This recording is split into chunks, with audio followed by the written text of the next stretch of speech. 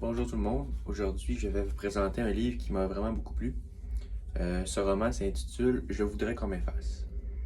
Écrit par Anaïs Barbeau-Lavalette, ce roman a été publié pour la première fois aux éditions Urtubise le 9 septembre 2010. Anaïs Barbeau-Lavalette est une auteure canadienne née en 1979. Elle a aujourd'hui environ 41 ans. Puis, au cours de sa carrière, elle a réalisé plusieurs œuvres, soit des longs métrages, des courts métrages, ainsi que plusieurs romans, et ainsi que des chronologies. Euh, Aussi, cet auteur a été nommé par la presse en 2010 comme étant l'une des plus jeunes auteurs les plus colorées qui nous représentent. Le roman Je voudrais qu'on m'efface est un roman du genre nouvelle.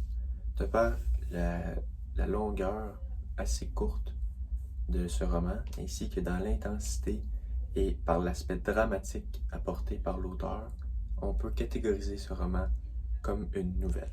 Les raisons pourquoi que l'auteur a écrit sur ce sujet seraient parce que j'ai lu sur le sujet et Anaïs Barbeau-Lavalette aurait travaillé avec les enfants démunis du secteur Hochelaga-Maisonneuve dans le passé. Puis, je crois qu'elle a voulu écrire ce livre pour un peu dénoncer et démontrer la dure réalité que vivent les enfants de ce quartier et les enfants issus d'un même milieu. Je crois que ce roman s'adresse aux enfants et à tous les gens en fait. Puis le but c'est un peu d'exprimer et de dénoncer encore une fois leur dure réalité et de démontrer comment ces enfants sont une source d'inspiration pour nous. Et malgré toutes leurs difficultés, il est possible de démontrer comment merveilleux ils sont, puis de les mettre en valeur aussi. Les trois personnages principaux sont Kevin, Roxane et Melissa. Ils habitent tous les trois dans la même tour d'habitation, mais leur histoire ne se croise jamais. Leur histoire est en parallèle dans le roman. Le premier personnage serait Kevin. Il vit seul avec son père Steve, qui est garagiste et les mercredis soirs fait de la lutte. Pour Kevin, son père est très important et c'est en quelque sorte son héros. Surtout lorsqu'il enfile son habillement de lutte et son surnom est Pig. Sa cape rouge est son outil de prédilection. Ensuite, le deuxième personnage serait Roxane. Roxane habite seule avec sa mère, qui est alcoolique. Son père est absent et il ne sait pas comment dire à sa fille qu'il l'aime. Parfois, un beau-père violent habite avec Roxane et sa mère. Il violente sa mère et Roxane s'enferme dans sa chambre à ces moments-là et se réfugie beaucoup dans la lecture pour, je dirais, s'évader un peu de sa douleur. Le troisième personnage est Melissa. Melissa vit avec ses deux frères seuls depuis le départ de son beau-père ainsi que sa mère Meg. Sa mère Meg est une prostituée et ne peut plus s'approcher de ses enfants à plus de 50 mètres. Alors Melissa doit composer seule avec ses deux frères, tout en assurant leur survie, leur alimentation et en faisant le deuil de son enfance douloureuse. Le résumé de ce roman, bref, serait au début, la vie se déroule de façon normale. En fait, pour eux, c'est plutôt normal, mais pour nous, ce n'est pas normal. Ils ont des conditions de vie peu favorables et peu admirables. On ne voudra pas avoir leurs conditions. Pour chacun de ces personnages, une situation viendra bouleverser un peu plus leur vie. Je commencerai par Kevin. Pour lui, la situation qui bouleverse et qui cause problème est lorsque son père perd son emploi au garage et qu'il ne peut plus payer son logement. Cela va enchaîner une suite de péripéties et changera l'humeur du personnage de Steve. L'élément du déclencheur du côté de la vie de Roxane est un peu plus flou.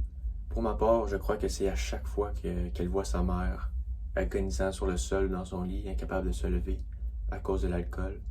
Alors à chaque fois que sa mère prend de l'alcool ou se fait battre par son beau-père, c'est comme un nouvel élément déclencheur, puis une suite de péripéties ensuite va s'enchaîner. Au fil du roman, on découvrira en quoi est-ce que ces incidents ont eu des conséquences, des répercussions sur ses enfants et comment feront-ils pour s'en sortir et à l'aide de quel outil? Mon personnage principal préféré, d'abord, je tiens à dire que je les ai tous aimés, euh, de par leur capacité à encaisser les coups durs, leur force mentale, puis leur désir de quand même réussir, puis d'affronter chaque défi que le quotidien leur apportait. Mais je crois que celui que j'ai le plus aimé, c'était Kevin et son père Steve. D'abord, je crois qu'entre les deux, je préfère Steve parce que il faisait rêver son fils, puis il voulait vraiment son bien, mais il apportait d'une façon un peu différente de Lucie et de Meg, parce que il était vraiment présent pour son fils, puis il lui disait les vraies choses, comme lorsque Kevin jouait aux jeux vidéo à chaque soir, un soir son père il a dit d'arrêter pour se concentrer sur ses études, puis que c'était important, puis de ne pas faire comme lui. Puis ça, j'ai trouvé ça bien. Puis en plus, il était vraiment un héros pour Kevin. Kevin, il y avait vraiment quelque chose à quoi s'accrocher, je pense, de plus que les autres personnages. Mais en même temps, je me dis que c'est pas lui qui a vécu les drames les plus terribles. Mais moi, j'ai un petit penchant pour Steve et son fils Kevin. Ce qui m'a apporté la lecture, c'est un nouveau point de vue sur le monde. Je savais pas que si près de nous, au Québec, à Montréal, il y avait des situations aussi terribles que ça. Puis, j'aimerais ça peut-être pouvoir les aider si je peux faire une différence. J'ai vraiment aimé ça, là, voir ça, puis ça m'a apporté peut-être de la résilience, du respect, encore plus pour ces personnes-là, parce que je vois qu'ils font des efforts vraiment là, sur 24 heures. Ils font les mêmes efforts que nous, mais en plus, ils ont la difficulté quand ils arrivent à leur domicile, chez eux, avec leur famille. Ça m'a vraiment du respect. Ensuite, le plaisir que j'ai eu en lisant ce roman, du plaisir, oui puis non. J'ai aimé la façon que c'était écrit puis comment que c'était présenté. C'était très bien fait. En même temps, c'était un peu douloureux puis triste de lire ça, là.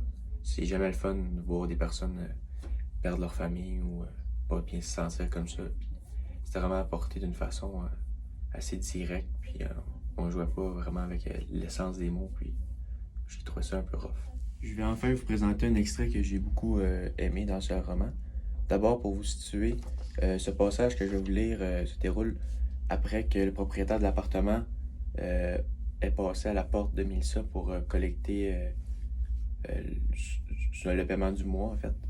Alors, après que le monsieur soit parti, le propriétaire, Mélissa retourne dans l'appartement, puis elle découvre la catastrophe, là, comment que l'appartement est viré à l'envers. Puis elle dit à ses frères de se lever, puis là, elle s'assied sur le plancher, puis elle dit: Mélissa s'écrase au milieu du désordre. Ce matin, elle disparaîtrait bien. Pas pour toujours. Elle reviendrait une fois adulte. Quand elle serait devenue grande, les cheveux démêlés avec un métier, puis une maison. Puis un chien. Peut-être un chien. Le temps d'avant, le maintenant, elle donnerait à n'importe qui qu'il veut. Alors c'était ça mon extrait. Pourquoi je l'ai choisi? En fait, c'est simple, c'est que c'est un enfant. Puis elle dit en quelque sorte qu'elle voudrait comme renoncer à son enfance. Elle la déteste tellement, puis elle voudrait tellement pas vivre ça qu'elle le donnerait à n'importe qui. Alors c'est quand même triste. L'enfance, c'est quand même le plus beau moment de la vie, là, selon plusieurs personnes. Avant de terminer, je voulais vous remercier. Merci beaucoup d'avoir écouté ma présentation. Le livre, il est vraiment super, je le recommande à tout le monde. Je me suis beaucoup plu à le lire. Malgré qu'il m'a rendu un petit peu triste, puis c'était un petit peu dur, même durant la présentation. Mais je crois vraiment que c'est un très bon choix de livre, puis je le conseille vraiment à tout le monde.